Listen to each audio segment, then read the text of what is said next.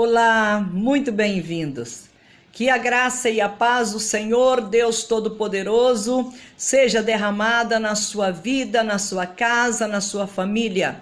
Que o Senhor, Deus que governa os céus e a terra, porque tudo pertence a Ele, que Ele abra os céus em seu favor e derrame sobre a sua vida uma copiosa chuva de bênçãos. Que neste momento feliz, o Senhor alcance a sua alma, o seu coração e supra as suas necessidades. Sejam elas necessidades do cotidiano, necessidade de suprimento, de sobrevivência, necessidade de sustento da casa, da família. Que Deus, nosso bondoso Pai, entre com a providência dele em seu favor. E que se a necessidade sua seja na alma, que ele venha também te libertar, te restaurar, curar a sua alma, fortalecer a sua vida e aumentar a sua fé. Eu sou pastora Carmen Soares, quero compartilhar com você a palavra de Deus, para que assim nós não venhamos nos perder na nossa caminhada. Se nós atentarmos para a palavra de Deus, para a lei do Senhor, para os ensinamentos do nosso Senhor Jesus, as palavras de vida que Ele liberou sobre nós, nós não iremos nos perder na nossa caminhada. É muito importante nós lembrarmos disto. Quando Deus, nosso Pai, falou para o Josué: Josué, o meu servo Moisés é morto, e agora é você que vai levar este povo a tomar posse da terra prometida. E para que tudo transcorra do jeito que eu planejei, é necessário que você não aparte da tua boca o livro da lei, que você medite nele de dia e de noite. Então, o sucesso daquela missão que Deus havia planejado para o Josué executar para ele, porque Josué estava a trabalho do Senhor. O trabalho de levar a nação de Israel à terra da promessa era um trabalho de Deus. Josué estava a serviço de Deus. As providências para este trabalho vinham de Deus.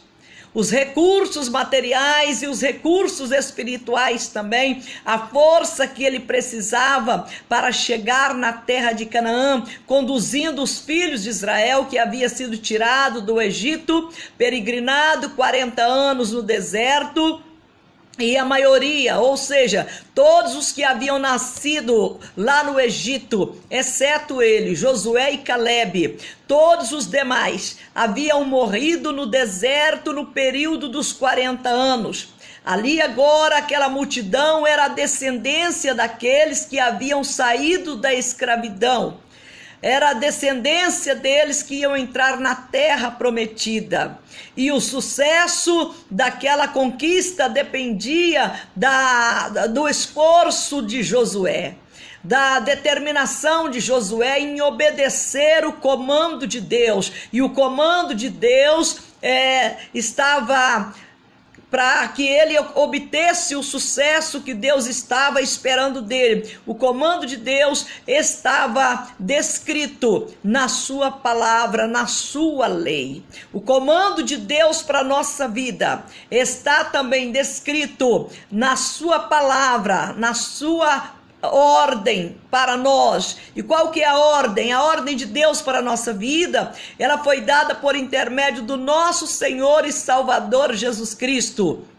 Como escreveu o autor da carta aos Hebreus: outrora Deus falou conosco, falou com os pais, falou com os nossos pais através dos profetas que viveram antes de nós, falaram com eles, Deus falava com eles através dos profetas, através daqueles que Deus levantou, através daqueles que Deus usou de uma maneira poderosa para falar com os patriarcas arca do povo de Israel. Mas na carta aos Hebreus, o autor escreve: porém hoje, agora, ele fala conosco através do seu Filho, nosso Senhor e Salvador Jesus Cristo. Então, a lei de Deus para nós que vivemos na dispensação da graça de Deus, um tempo reservado para Deus, para os seus propósitos, para os seus objetivos em nossas vidas e na vida de toda a humanidade.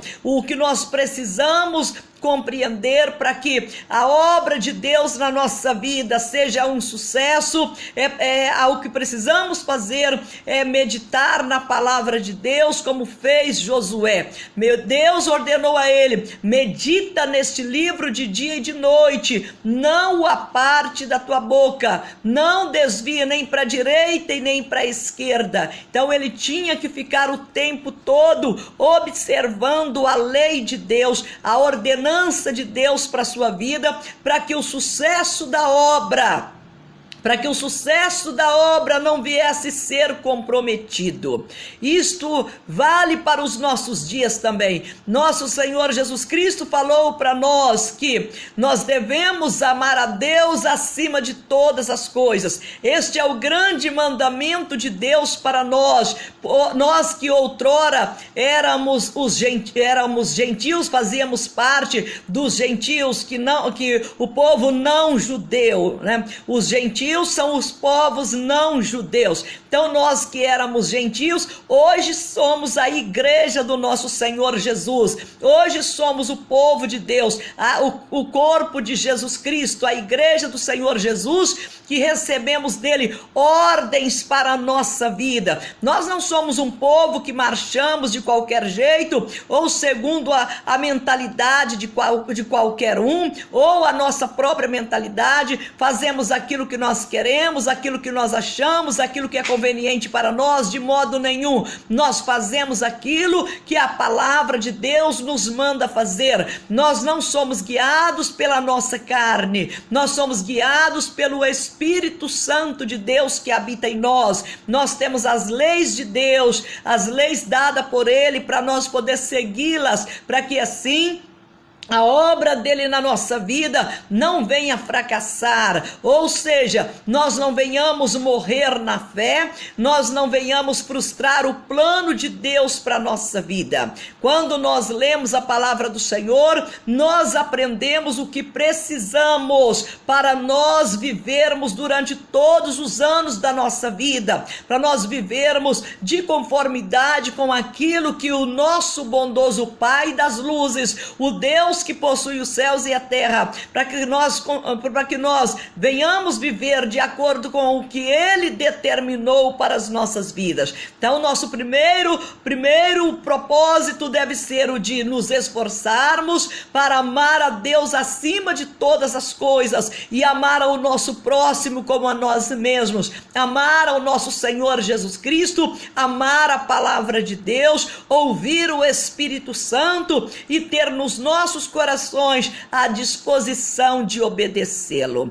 E é muito interessante, o apóstolo Paulo, na sua segunda carta aos Coríntios, no capítulo de número 4, ele fala a respeito das dificuldades, das aflições, das lutas que ele enfrentava no ministério, e toda pessoa que quer viver conforme os ensinamentos do nosso Senhor Jesus Cristo, enfrenta lutas, enfrenta oposição, enfrenta levantes do inimigo, mas isso tudo é permissão de Deus. Permissão de Deus para quê? Muitas vezes Deus permite o inimigo levantar contra nós para provar a nossa fidelidade a ele. Com Jesus foi assim, lá no deserto, após ele ter jejuado os 40 dias e 40 noites, o que Deus permitiu? Permitiu que Satanás fosse lá tentá-lo, para ver se ele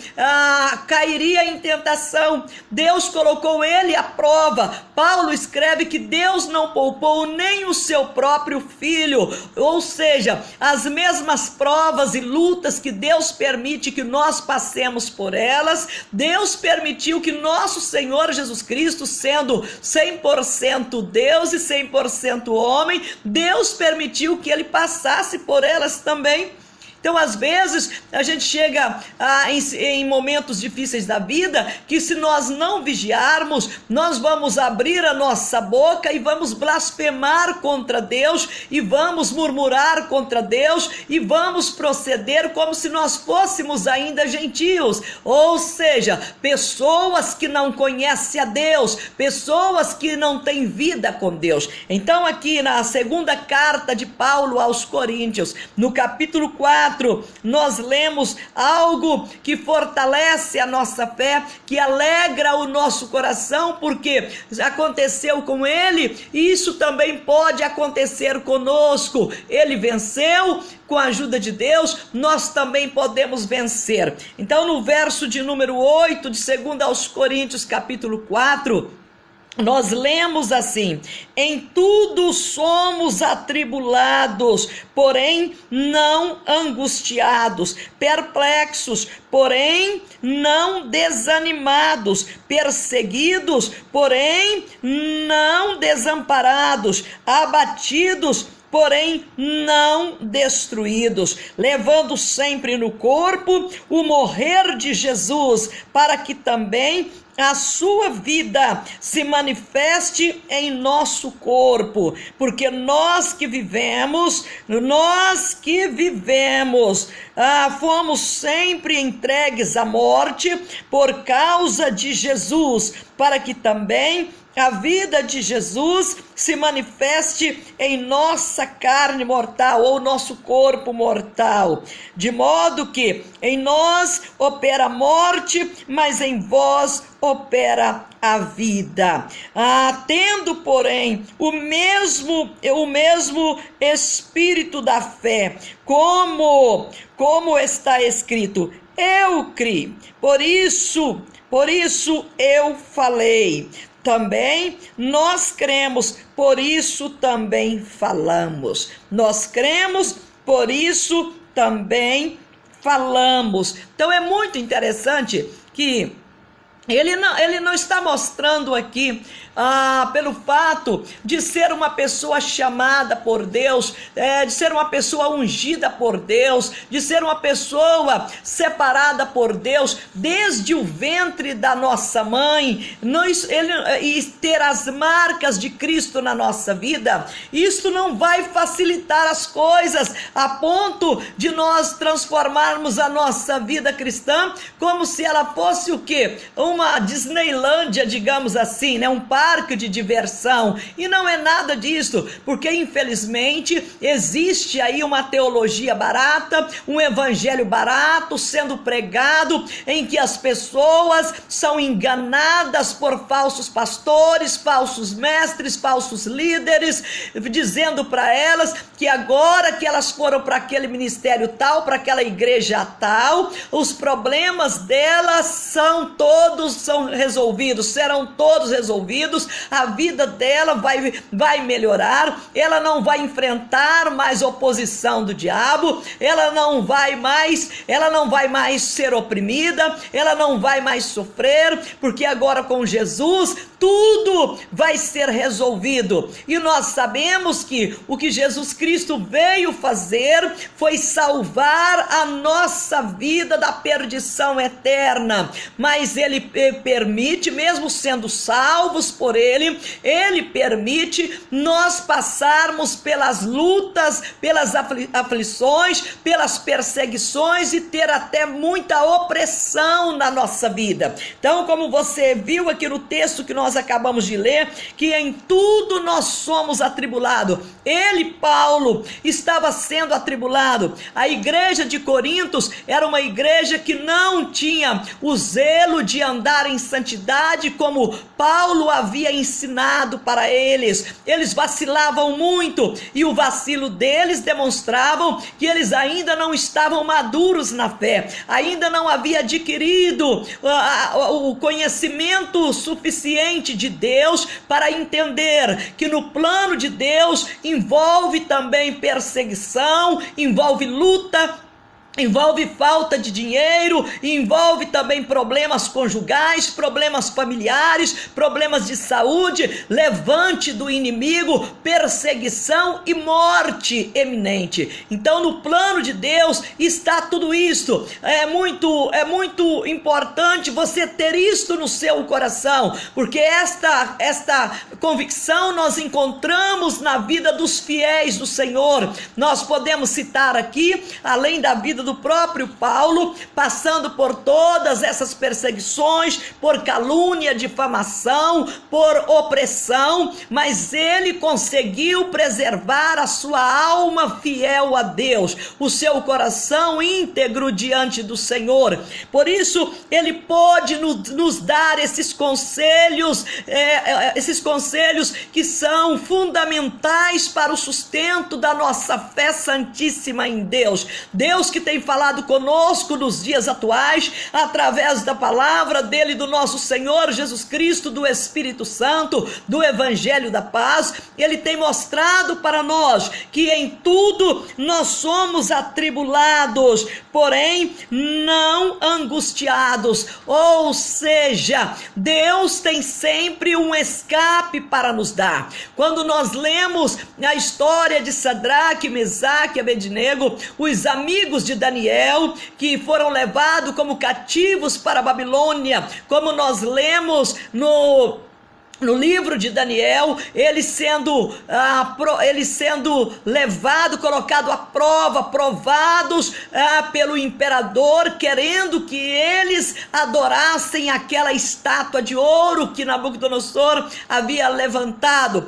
e pelo fato deles recusarem prestar aquele culto, aquela adoração, aquela imagem, eles foram então condenados a serem lançados dentro da fornalha de fogo ardente. Mas isto não representou uma ameaça para suas vidas, pelo contrário, eles viam esta situação como sendo algo providencial do próprio Deus. Era algo que Deus havia permitido, porque Deus sabia que eles estavam aptos, preparados, capacitados, revestidos por Deus, revestidos com o poder de Deus, para enfrentar aquela situação, enfrentar aquela fornalha que havia sido aquecido 7 vezes mais do que o que era de costume, ou seja, havia colocado lenha 7 vezes mais do que era de costume, e eles sabiam do perigo iminente. Mas quando o rei Nabucodonosor disse para eles: quero ver se o Deus que vocês servem poderão livrar vocês das minhas mãos, eles respondem com toda a convicção, com toda a certeza na alma, com toda a confiança em Deus, respondem para o rei à altura das suas palavras, não se intimidaram, não tiveram medo, não se acovardaram, não fizeram uma barganha com Satanás naquela hora para ver se eles escapavam daquele momento de martírio. O que eles respondem? Olha, Nabucodonosor, quanto a isto não precisamos te responder. Se o Deus que nós servimos, se ele quiser nos livrar das tuas mãos, ele nos livrará. Mas se ele não quiser nos livrar, amém. E se ele quiser nos livrar, amém. Se ele não quiser livrar, amém também. Mas nós não vamos prostrar diante da sua imagem. Para eles, no plano de Deus, o projeto de Deus para suas vidas, estava incluído também passar por aquele momento de opressão, passar por aquele momento de luta. Então, para eles servir a Deus, tanto fazia eles estarem vivos ou estarem mortos. Eles sabiam que o Deus a quem eles estavam servindo era poderoso para poder fazer a sua vontade na vida deles. E a vontade de Deus, ainda ainda que seja o martírio, ainda que seja a morte, é boa. A vontade de Deus sempre é boa. Nós vemos nos nossos dias uma preocupação grande com os crentes, com os evangélicos, que ao invés de preocupar em pregar o evangelho e viver a vida cristã diária, ficam preocupados com os governantes que serão eleitos, se eles vão perseguir a igreja, se eles vão atrapalhar a igreja, se eles vão impedir a igreja de continuar existindo, se haverá perseguição, que se votar no candidato A ou B, vai ter perseguição, vai ter isso e aquilo. Ora, tudo isso está no plano de Deus para a nossa vida, que haveria perseguição. O próprio Senhor Jesus Cristo falou que nós seríamos perseguidos, seríamos caluniados, mas qual que deveria ser o nosso comportamento diante da calúnia, diante da perseguição? Deveria ser um comportamento de alegria, não de escândalo, não de gritar alto, não vamos votar neste fulano, não vamos votar naquele outro, porque ele está perseguindo a igreja, ele está ameaçando fechar as igrejas. Ora, no plano de Deus existe esta perseguição. Deus falou para nós por boca do seu Filho Jesus Cristo, que não mente. Ele falou que nós seríamos perseguidos, caluniados, mas nós deveríamos fazer o quê? Nos alegrarmos. Alegrai-vos quando? Alegrai-vos, né? Alegrai-vos, tá? Alegrai-vos quando vos perseguirdes e disserdes todo mal contra vós por causa do meu nome. Alegrai-vos, porque grande será o vosso galardão. Então, nós precisamos entender isto, que embora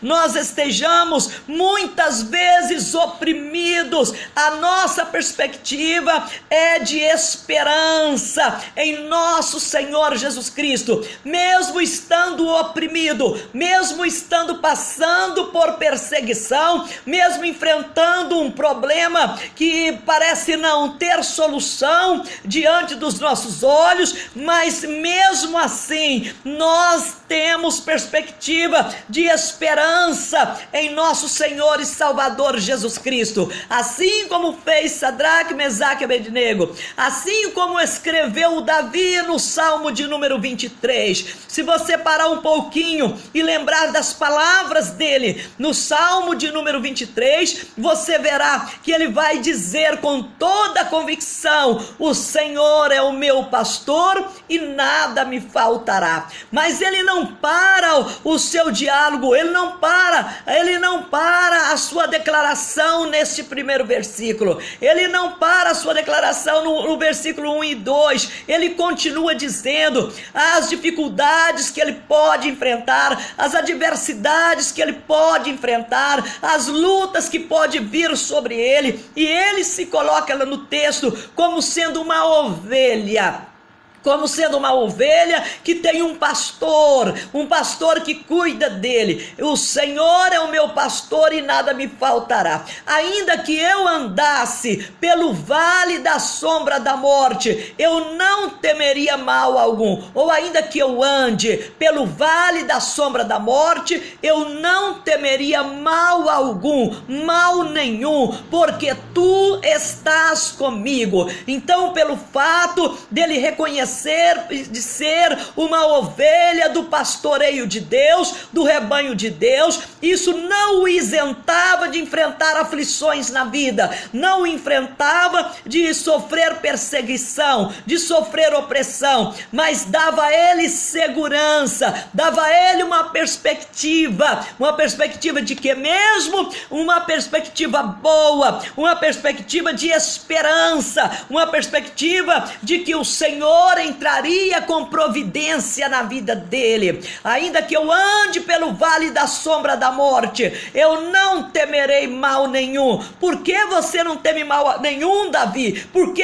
Como que você pode afirmar isso? Eu posso afirmar isso porque ele está comigo, a sua vara, o seu cajado me consolam. Então, só a presença, só dele ver o cajado, só dele ver a vara de Deus como pastor pastor em sua mão já dava a ele segurança, ainda que ele não visse Deus, ainda que ele não estivesse vendo Deus visivelmente, mas ele via o agir de Deus através da vara da correção, através do cajado da direção. Ele sentia seguro diante disto. A sua vara e o seu cajado me consolam. Ele tinha certeza que ele não estava isento de enfrentar as adversidades como ovelha do pastoreio de Deus, mas ele tinha certeza que no meio das adversidades Deus viria dar a ele o socorro que ele estava precisando. O mesmo que Paulo afirma no texto que nós lemos aqui hoje, o mesmo que ele diz: em tudo somos atribulados, porém não angustiados, perplexos, porém não desanimados, perseguidos, porém não desamparados, abatidos, porém não destruídos. Isto é a realidade do dia a dia. Isso é a realidade da nossa vida. Ele ainda fala no verso 10, levando sempre no corpo o morrer de Jesus, para que também a sua vida se manifeste em nosso corpo. Então isso era convicção total, convicção completa em Deus, de que ele havia encontrado no Senhor tudo o que ele precisava para a sua vida. Diante desta realidade, nós devemos imitá-lo, como ele mesmo fala em uma das suas cartas: sedes meus imitadores, como eu sou imitador de Cristo. Nós sermos imitadores de Cristo é nós termos perspectiva de esperança, mesmo enfrentando as incertezas da vida, mesmo enfrentando a solidão, mesmo enfrentando o abandono, mesmo enfrentando uma doença incurável, mesmo sendo uma doença para a morte, mesmo sendo um vício com um membro da família, ou alguém da família que abandonou a fé, desistiu de seguir ao Senhor, o fim de um casamento, de um noivado, ou de um namoro, ou qualquer outra adversidade, talvez a perca do emprego, a pessoa se viu desempregada no meio da crise de uma hora para outra, mas todas estas coisas são coisas que Deus permite, não para nos destruir, pois se ele não poupou a Jesus Cristo, se ele não poupou os seus apóstolos de enfrentar as lutas e as dificuldades do dia a dia, ele não vai poupar a mim e a você. O problema meu e seu é que nós queremos que tudo seja às mil maravilhas. Nós não queremos enfrentar oposição, nós não queremos enfrentar falta de dinheiro, nós não queremos enfrentar problemas familiares, nós não queremos enfrentar problemas na saúde, nós não queremos enfrentar desemprego, nós não queremos enfrentar as pessoas de cara feia contra nós, nós não queremos enfrentar o inimigo perseguindo o nosso ministério, nós não queremos enfrentar nenhum problema na nossa vida. Nós queremos se levantar de manhã e ter um dia maravilhoso, e assim o outro dia, e assim todos os dias da semana, e assim todos os dias dos meses, e assim todos os dias do ano. Esse evangelho barato que é oferecido por aí leva as pessoas a pensar assim, que a vida dela vai ser sempre uma maravilha, quando que na verdade não é. Só esse pequeno texto que nós lemos aqui já mostra para nós quantas oposições nós enfrentamos, quantas dificuldades nós enfrentamos, levando sempre no corpo o morrer de Jesus, para que também a sua vida se manifeste no nosso corpo. Então muitas vezes a pessoa murmura, reclama, porque a maneira, o modo que ela tem de lidar com as adversidades da vida demonstra que a sua vida com Deus, ela está condicionada só nas coisas boas que acontecem, só nos benefícios que Deus dá para ela. Ela não consegue entender que no plano de Deus para a sua vida tem lutas, tem incertezas, tem solidão, tem aflição, tem às vezes até mesmo depressão, como aconteceu com o profeta Elias. Depois de ter orado a Deus, e feito descer fogo dos céus, queimado o holocausto sobre o altar lá no Monte Carmelo. Depois de lutar contra os profetas de Baal, do poste ídolos, e ter vencido todos eles. Quando a Jezabel fez uma ameaça, ele ficou deprimido, ele fugiu, ele se escondeu. Ele era homem de Deus, cheio do poder de Deus, que fez maravilhas em nome do Senhor. Mas na hora da adversidade, qual foi a sua reação? Ele fugiu. Ele fugiu. Mas como Deus tinha um plano na vida dele, e plano de Deus não pode ser frustrado, Deus foi atrás dele e o encontrou escondido na caverna. E lá dentro da caverna, Deus pergunta para ele: o que fazes aqui, Elias? O que fazes aqui? Ele esqueceu que Deus estava no controle da situação. Ele esqueceu que Deus estava no comando. Ele parou de olhar para Deus e começou a olhar para a rainha Jezabel. Ele parou de olhar para Deus e começou a olhar para a afronta que ele estava enfrentando. Mas tudo isto está no plano de Deus. O que nós não podemos deixar de fazer é de meditar na lei do Senhor de dia e de noite, de guardar a palavra de Deus no nosso coração, para que assim, diante das adversidades, nós venhamos conservar o meditar do nosso coração e o falar dos nossos lábios agradáveis ao nosso Deus, que é a nossa rocha, a nossa fortaleza e o nosso libertador. Que nós lembremos disso durante todos os dias da nossa vida. Por causa das promessas que o Senhor nos fez, nós não devemos desanimar. Não devemos desanimar diante dos males, diante dos desafios que surgem no nosso dia a dia. Então, circunstâncias da nossa vida cristã, dificuldades, afrontas, perseguição, oposição, tudo isso está no plano de Deus para a nossa vida.